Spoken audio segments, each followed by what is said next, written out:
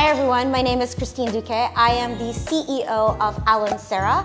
I am also an award-winning author and podcast host, and I'm an actress and opera singer as well. I am here today at Respect Vietnam and joining the Chopstick Friends.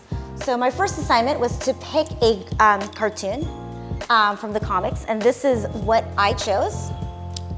And I chose this because it talks about what I do is not as important as what I choose to be. True fulfillment comes from aligning what I am good at, what I love, what the world needs, and what I can be paid for. And the reason why I chose this is because I think it pretty much captures everything that I do and what I do in my life. I obviously have such a varied array of things that I do, but at the end of the day, what I choose to do is what I feel called to. So I live my life in purpose and really go and dive deep into everything that I do with passion and purpose. So whether it is helping organizations transform digitally and enabling them with AI solutions and the latest technology, or empowering women and underrepresented minorities, everything that I do is with passion and purpose. And I think this comic perfectly captures everything that I do and the essence of who I am. Hey Christine, thanks for joining us. The Chopstick Friends is so proud to have you as one of the first international friends. And we're so lucky to have you, as well as having you. Remember that we discussed about what my concern with some of the VIP, some of the leaders in Vietnam. So proud in telling that, AI would basically done 100% of what's going on in Vietnam, especially in terms of governance or law and policy. And then you make me feel so relieved saying that, don't worry, it's only 30%. Another 70% gonna be us, people who are driving all the changes.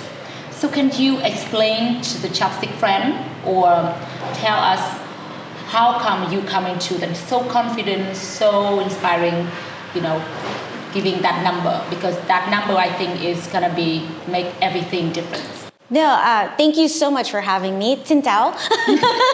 I'm so honored to be here. So let me talk a little bit about why I'm talking about that the problem with AI is 30% data and technology, 70% about people. Yeah. First of all, I've been doing digital transformation since the beginning of digital transformation.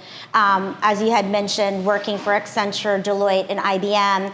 And one of the lucky few who actually can say that I'm, successfully transformed $2 billion of a personal portfolio of global companies. And so what you learn from digital transformation is that it's not technology that's the problem, it's really the people. And with AI, it's no different. It's actually even magnified. Yes. That you need to actually get new skill sets. People have to learn this. People who are working currently in their jobs, people who are in their schools, no one's coming out with master's degrees in artificial intelligence and understanding all of the software and problems. But what AI is really solving for, what digital is solving for, is business processes, yes. Business process optimization.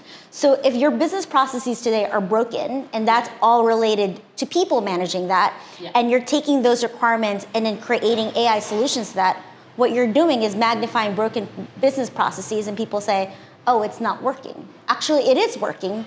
It's just the problem was never solved to begin with. And so when you're thinking about AI in particular, you have to accept the number one thing. This is all about change. Yeah. And what people hate the most is change. And right. And the only constant in life is change. And so the platform itself forces you to think about change because it's about continuous learning. So it's always learning, it's always changing. Therefore, it's optimizing. And so what you've seen today is, different, and how you interact with the platform is different. And the technologies are changing so fast. So even the people who are in it, like myself, it's hard for us to keep up with the pace of change from the technology advancement. Very true. And so even more so around upskilling people. Why it's a people problem? At the end of the day, you can implement the technology, but if the people don't know how to use it and they don't know how to adopt it, I say this as an analogy, you have like a Ferrari sitting in the garage with no one knowing how to drive it. Okay. Without thinking about it. How can I imagine that if I don't have one? Okay. That's exactly what it is. You have a phenomenal piece of technology, but if no one knows how to operate it, then no one's going to drive it. Then everything around is going to be Ferrari. That's an amazing metaphor. I like that. That explains everything. Thank you so much. So I'm so excited about the fairy metaphor. So I would like to continue with the second question. Sure. Or you can, elaborate it if you like. But we can talk about challenges all day long. Right. But all I believe that sometimes we have to go hit right into what the biggest challenge, because we can save a lot of time. Yes. That is the lean mindset from Japan. But when we talk about change, it is so painful to think about it, because people rather avoid that pain, especially the biggest pain. We rather, comfort ourselves with something smaller, easier to solve it. Yes. So how can we, or think about 70% of, about whatever, for people thinking, people, working on and master AIs and technology by looking into the biggest pain. Number one, do we need to? I want to hear it from you. And if we do so, then how to make people truly, like we are human, how we, number one, look into that biggest pain. Sure. Or the last one, how to make the people surrounding us, our team, our bosses, even in a family, how to make people working with us to solve or relieve that biggest pain. Those are really great questions. And I think before I dive into how do we solve that pain, I think we need to understand the reason why. Yes. Why AI? Why is there so much hype around it? What's the big deal? First and foremost, it's projected to be, the global market is projected $15.7 trillion by 2030 for AI. Yeah. So the global market is saying that we're going to invest $15.7 trillion in AI by 2030. That's a huge number. Let me give you a little bit of context. To solve for world hunger, do you know how much it is to solve for world hunger? $25 billion. So the global economy is picking AI over solving world hunger. That's really crazy. But let's also think about why this is even more important.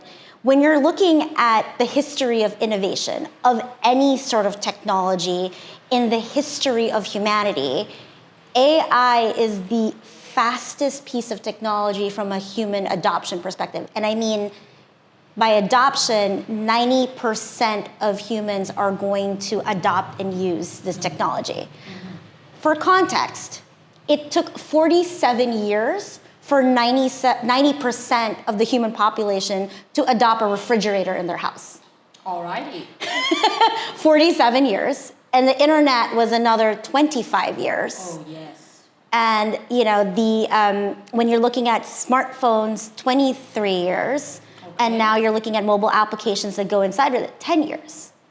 AI is 3 to 4 years. Adoption of 90%. Are we there yet?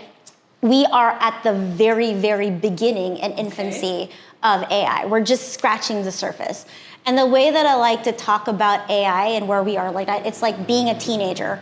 Everyone's talking about it. Everyone says that they're doing it, but no one really knows how to do it. Yeah. So you've got this herd mentality that says everyone is, has a solution for AI. But it's very, very, very early days. Easy to say it. It's easy to say it. It's really, really early days. And to demystify that even more, when you look at the global economy, you look at companies, only 10% of global companies can actually say that they have fully deployed and implemented AI for their companies and are using it. And most of those companies, at 10%, are the technology companies that have actually built it. Like Google, for example, is using it. Microsoft is using it very, very, very well. And so now you've got the gap, to answer your point. Why is it so hard? Why is the pace of change? So we talked a lot about how fast the technology is changing. So to keep up with the technology is hard. this is new technology, so there's going to be a lot of upskilling and reskilling of resources to understand the technology. And it's not a one-size-fits-all solution. So all of the different business processes in your company are different. How you're using AI is very, very different. And there's so many different solutions, so it can get really confusing for someone to figure that out. And then when you think about just human nature, again, resistance to change and not wanting change, most humans would probably say, oh, I don't need to be the first one. I can wait. I can wait. Let's I wait for those who go first. Exactly. I wait to go first. So you have that kind of mentality happening in organizations. And so it's not just organizations, it's also your global leaders trying to figure out regulation and implementation of AI. So that's kind of where we're at. So let's try to distill the hype versus the reality of where we're at. So to answer then the next question that you had, which is how do we solve for kind of this resistance? It really just comes down to education. You need to actually educate and demystify a lot of these things about AI. So many people still have this thing that AI is a silver bullet that's going to change everything. It's a magic wand, you turn it on, it's great. It's not. Like any sort of piece of technology that you implement, you need to learn how to use it. Mm-hmm. And because of the adaptable nature of the technology, it's going to constantly change. Yeah. So education is really, really important. Mm-hmm. And continuous learning from that education is going to be important. And where this becomes an organization is even more important, let's just talk about the leadership, right?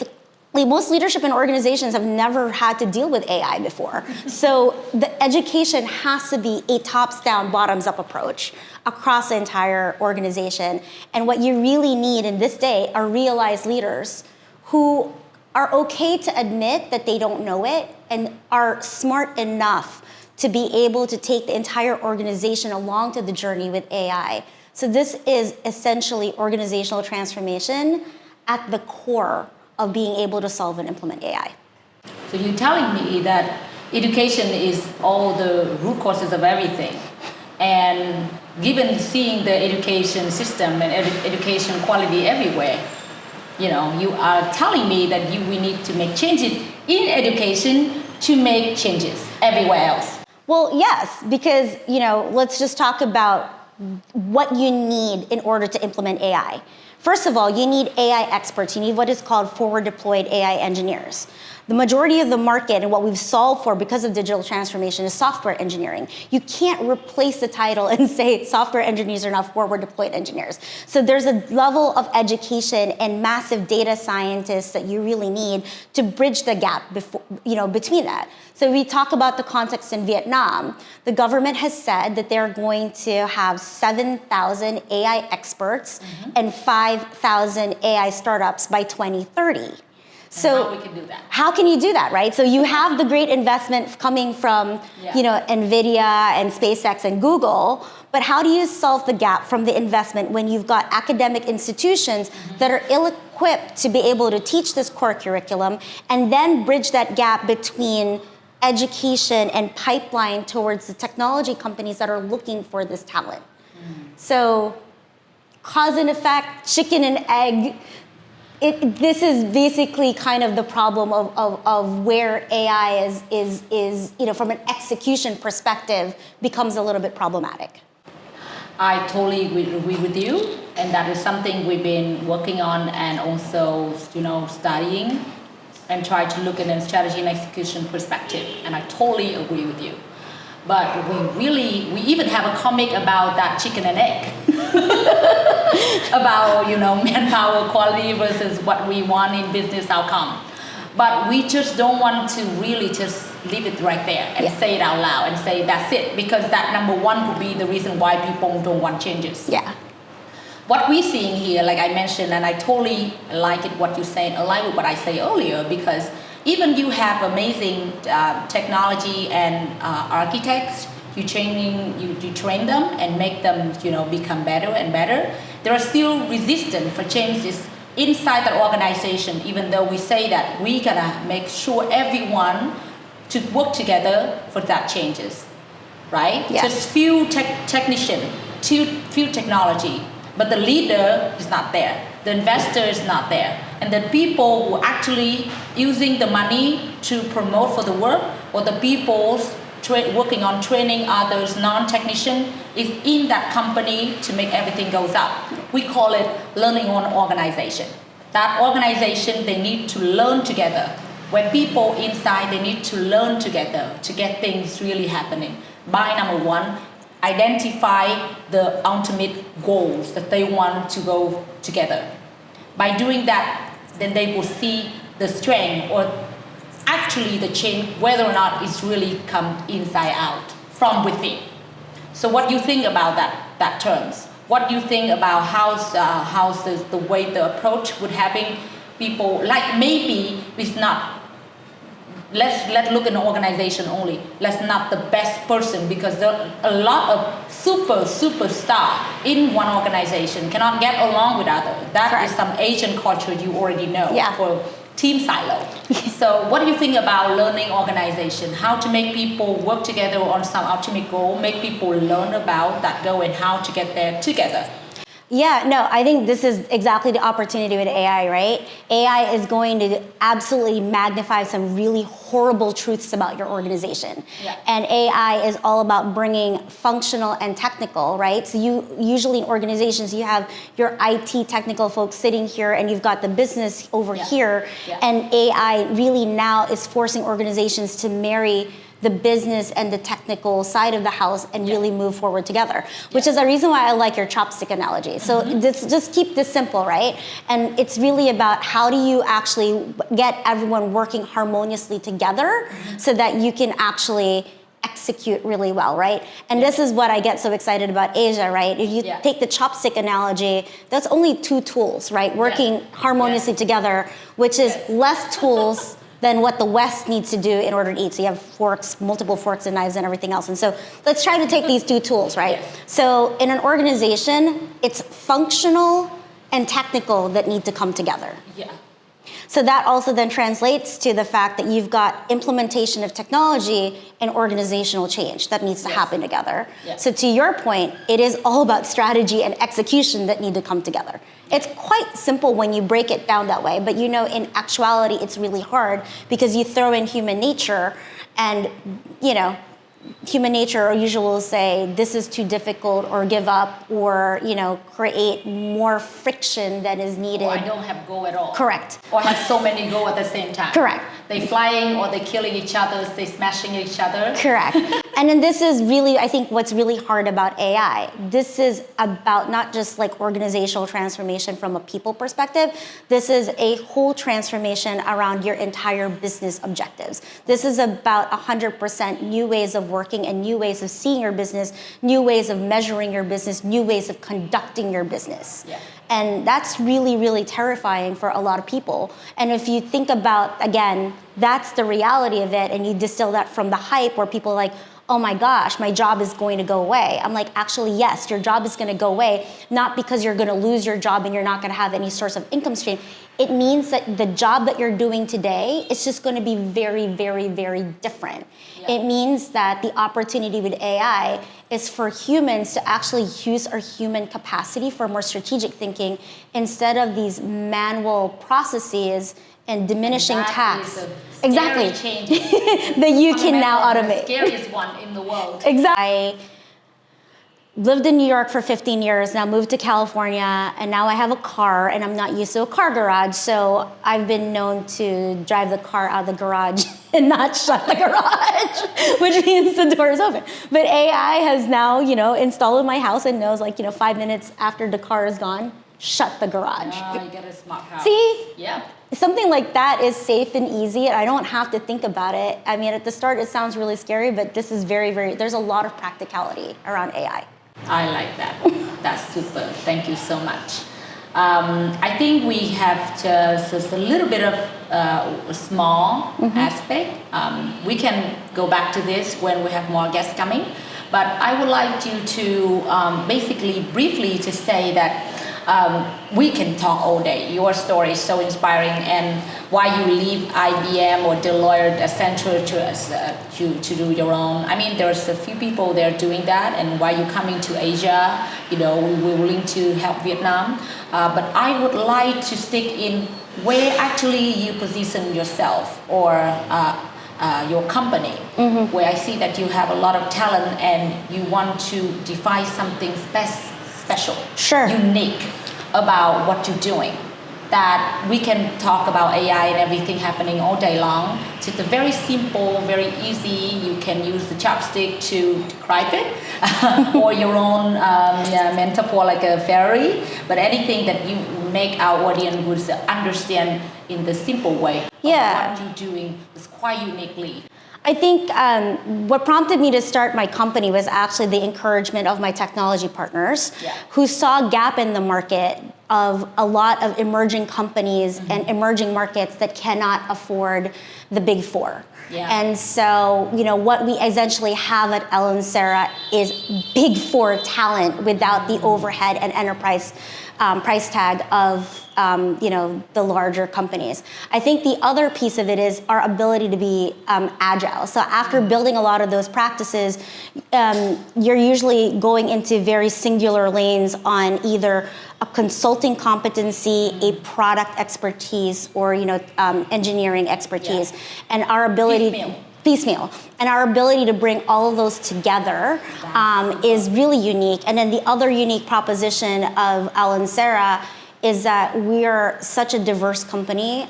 3 of our partners are all Asian heritage. All right. So I think it's just kind of kismet where Korea had invited me and about a year ago, and suddenly here I am in ASEAN and the doors are opening, and I really feel, as someone who was born in the Philippines, educated in the West, that there is a calling for me to really come back to the ASEAN region and empower the ASEAN region. And I think it's about time, and I'm really excited about that opportunity. To the point of the chopsticks, right? I think the East has a lot of opportunity, particularly with data and digital and AI, to beat the West, or really actually empower our people to provide that equality and pay gap that we are seeing in the market.